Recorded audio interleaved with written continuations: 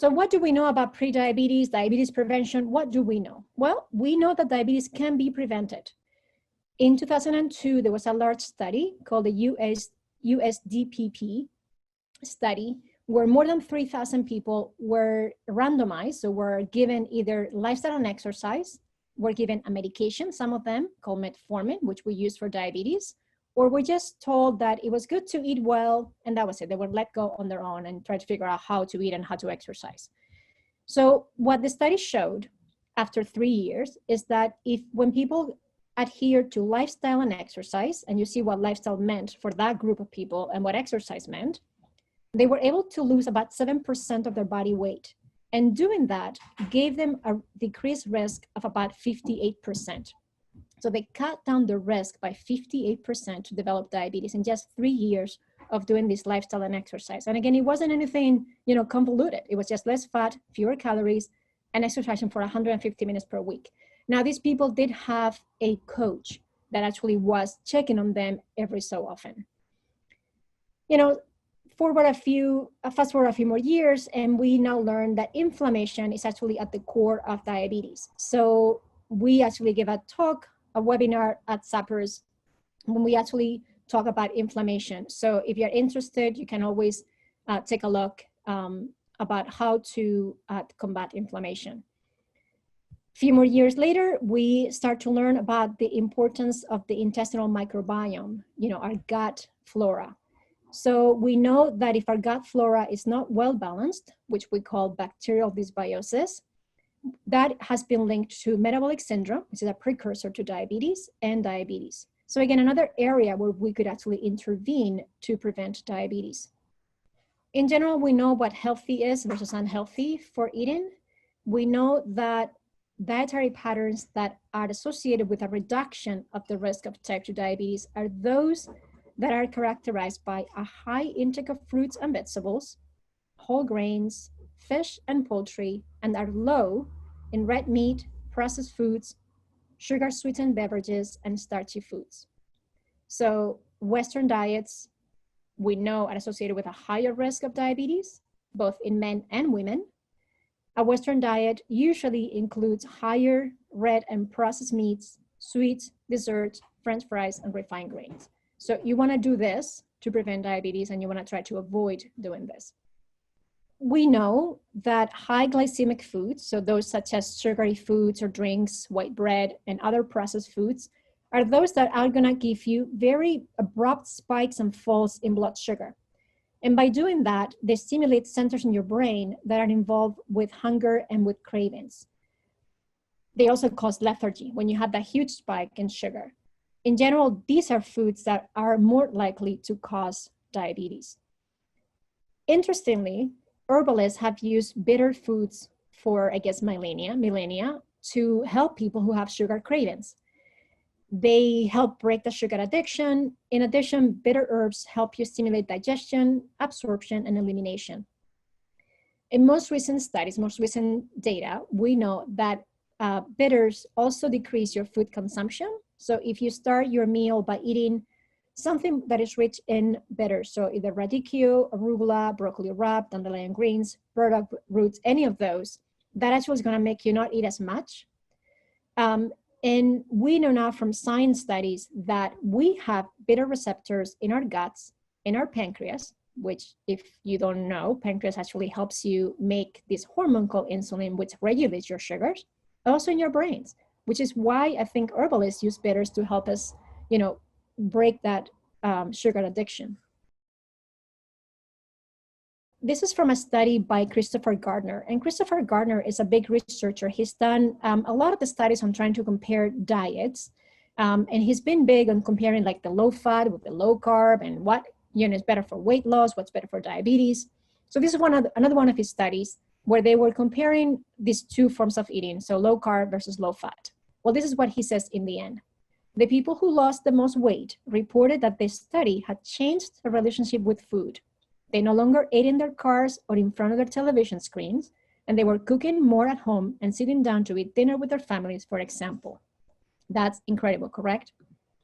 Now, he also said, people who cut back on added sugars refined grains, and highly processed foods. So this is your high glycemic index foods, right? So people who cut back on those while concentrating on eating plenty of vegetables and whole foods without worrying about counting calories or limiting portion sizes lost significant amounts of weight over the course of a year, regardless of diet. So again, you concentrate on eating plenty of vegetables and whole foods. Don't worry about counting calories, limiting portion sizes. These people lost weight. And again, if you lose weight, your risk of diabetes goes down. I want to talk a bit about the when.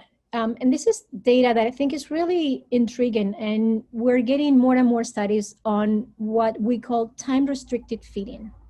So time-restricted feeding is limiting your food intake to a particular amount of time in the day. So you can do, what we normally do is to eat between 8 a.m. and 8 p.m., but you can restrict the time when you eat to, doing even 6 hours, at the most 10. In the studies, when they restricted the time of eating to 10 hours per day compared to 14 hours, those people had better weight, better sleep, and better energy. Just really, I think, amazing. So we know that eating between those 6 to 12 hours improves our weight, improves our insulin, again, this hormone that helps you control sugar, improves blood pressure, and lowers your appetite. So when we eat and how frequently we eat might be as important as what we eat. We do know that our body metabolism will change throughout the day. If you eat a slice of bread in the morning at breakfast, it doesn't make your sugars go high or as high, and it doesn't make you make so much fat from it as if you eat the same slice of bread in the evening. So eating early might be a better way to regulate this pancreatic production of insulin and helping your appetite. I've been really intrigued by fasting. We have data now on alternate day fasting, 2-day week fasting. That doesn't seem to be that impressive. At least the data that I've seen doesn't really tell me a whole lot of benefits from those ways of eating or manipulating how you eat. What I've been really intrigued is on the work of Walter Longo. Walter Longo is a researcher originally from Italy, but who is now in California. And he's created what he calls a fasting mimicking diet. And this is a diet that is plant-based, is low calorie, low protein, low in carbohydrates, but is high in unsaturated fats. So meaning olives, olive oil, nuts, seeds, avocados, coconut oil, all those. That's what's high in this diet. He calls it a fasting mimicking diet because when you eat this way, it's similar to doing a water fasting, but you're not really fasting. He does this, or he recommends you do it for 5 consecutive days, once a month, and ideally for a whole year, but probably even for 3 months, it brings benefits. He has really intriguing data on the improvement of sugar metabolism, gut microbiome, lower of inflammation, and most recently, he's actually shown that it can protect the beta cells in the pancreas, the cells that actually make insulin, and it can actually help you protect them, which is what we want to do when we're trying to prevent diabetes. We're trying to get those cells to work well. So I want to mention cinnamon, and I want to mention it because cinnamon is food to me, and you can use cinnamon as food. Cinnamon is a spice. It's rich in polyphenols. And again, polyphenols are these plant pigments, these compounds in plant pigments, is what gives color to the plants, and are anti-inflammatories. There are 2 kinds of cinnamon. You probably know the Ceylon cinnamon, the true cinnamon, and then the cassia, which is the false cinnamon.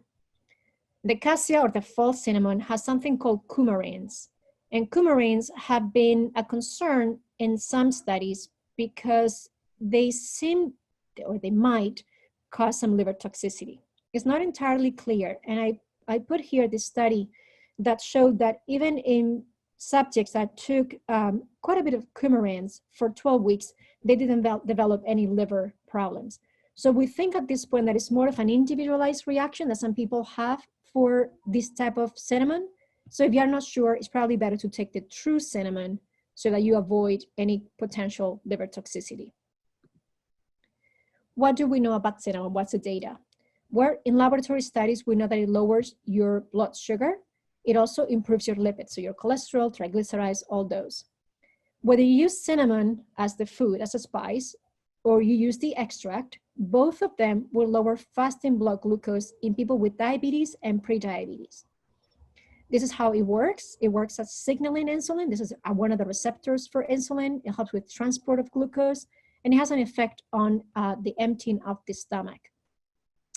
When I look at the data for cinnamon, the data is definitely strongest, either for those who have pre-diabetes or for those who have diabetes type 2 that is poorly controlled.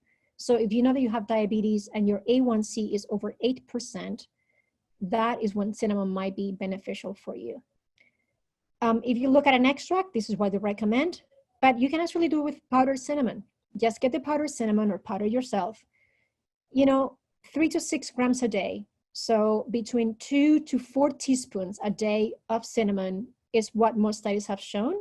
But there's a study that even with 1 gram, which is a little bit less than a teaspoon, that was beneficial. So you don't need a whole lot of cinnamon, and that could be beneficial. And again, I probably would use cinnamon as food, not as a supplement. I don't think there's a difference.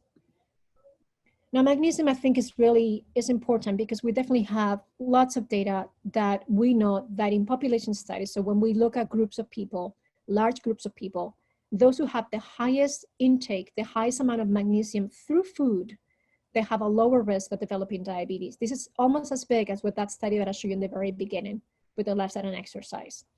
Now, we also know that in America, about 80% of ours don't have enough magnesium in our diets. The amount of magnesium we need is 420 milligrams for men, 320 for women. These are foods that are rich in magnesium. And I just give you a little bit of a sample of how much magnesium you have in those. So a cup of chard, which is probably one of the highest sources of magnesium, gives you 175 milligrams of magnesium, and this is cooked, a cup cooked, right? So once you cook it, a cup of that cooked chard is 175. So that's a lot of chard. Same with spinach, gives you about 157, pretty close. Black beans, 1 cup of cooked black beans, 120. Quinoa is similar to the cup of black beans. Dark chocolate, which we all love, well, maybe not all of us, gives you 64 milligrams of magnesium. And if you do a handful of almonds, that's close to 80 milligrams of magnesium.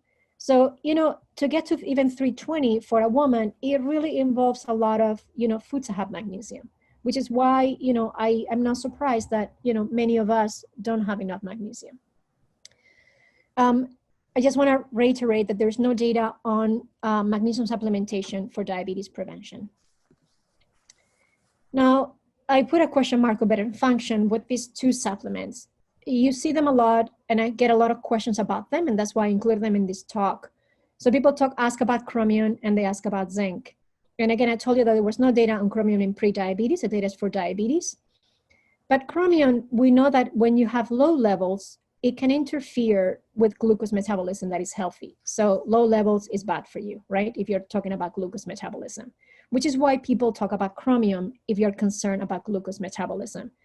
So without having data to back it up as a supplement, what I recommend is that you include any of those foods that are rich in chromium. And perhaps if you tolerate brewer's yeast, there have been some studies with it where it could be beneficial. But again, you have a lot to choose from. And I'm sure that you can find something that your body agrees with in that list. Same with zinc. Zinc is also important for insulin, which is, again, this hormone that is good to help our sugar regulation, not only for the release of insulin, but also for the signaling, how insulin works in the body. Zinc is mostly abundant in red meat, chicken, oysters, but also in vegetarian sources such as legumes, nuts, whole grains. If you are vegetarian, and you want to maximize the absorption of zinc, which is a little bit harder to absorb than from meat products, you either want to germinate or sprout your, legumes, or you want to soak them. Either one will eliminate something called phytates, which is actually what binds the zinc and doesn't let it get absorbed by your body. So you soak them, you sprout, and then you will eliminate this phytates and allow the zinc to be absorbed.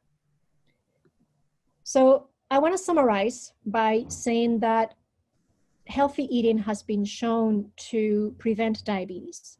And that just means that you eat more whole foods and more vegetables. That if you eat meals that have been either prepared at home or you eat them at home, that also prevents diabetes. Eating mindfully prevents diabetes. We all should be aiming to include foods that are rich in magnesium, fiber, and any anti-inflammatory polyphenols or fats, because all of those have data for diabetes prevention. And I put a question mark on fasting and time-restricted feeding, because I think that data, although very impressive, is still sort of, very early on in the research. But I think they offer something new that might fit the way that you wanna eat. So thank you.